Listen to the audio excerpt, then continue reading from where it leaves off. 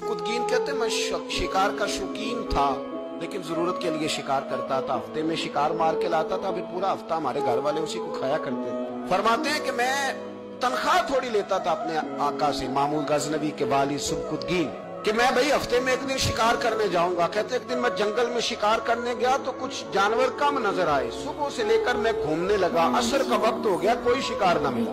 अब मेरे दिल के अंदर ये डर था कि अगर मगरिब मुझे यहीं हो गई तो मुझे कोई दरिंदा कोई जानवर परेशान करेगा। इसी परेशानी के आलम में मैं दाएं बाएं देख रहा था कि हरनी का एक बच्चा मुझे नजर आया। मैंने झट से वो हरनी का बच्चा ही उठा लिया कि आज यही शिकार करूंगा। कहते मैंने उसे घोड़े के आगे रखा, अपने आगे गर्दन की जानिब, और मैंने घोड़े की लगामें इस तेजी से घुमाई कि सर पट घोड़ा दौड़ाया ताकि मगरिब से कबल मैं शहर में पहुंच जाऊं, ये जंगल का इलाका गुजर जाए। कहते हैं मैं बड़ी गर्मी थी, बड़ी प्यास लगी, पर पानी ना पिया ना घोड़े को पिलाया। कहते हैं जब मैं शहर से बाहर पहुंच गया तो मगरिब का वक्त भी शुरू हो गया। कहते हैं अभी मैं पहुंचा ही था, मैंने वहां घोड़े को रोका, खुद भी पानी पिया, जानवर को भी पिलाया। कहते हैं जरा मैंने आंख उठा के देखा तो जिस हरनी का मैं बच्चा लाया था वो भी दौड़ती हुई मेरे पीछे आ गई। कहते वो पीछे मेरे खड़ी है, पता नहीं कहाँ से बेचारी दौड़ी। मेरा तो घोड़ा था और मैंने तो सांस भी नहीं लिया।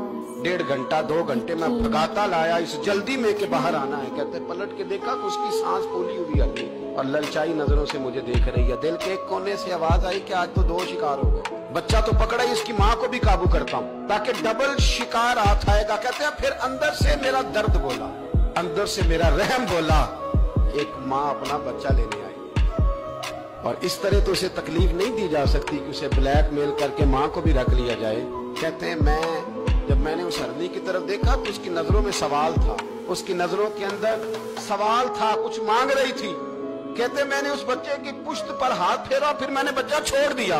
कहते उसने पहले बच्चे को बाजुओं में लिया, फिर अपनी जुबान से अपना बच्चा चाटने लगी। कहते हैं फिर वो जब जंगल की तरफ जाने लगी तो एक दफा उसने मेरी तरफ देखा, दूसरी दफा उसने आसमान की तरफ देखा। जिंदगी में मुझे इतना सुकून कभी नहीं आया था जितना आज आया। कहते मैं घर गया, इशा की नमाज पढ़ी, बावुजू मैं बिस्तर पे लेट गया।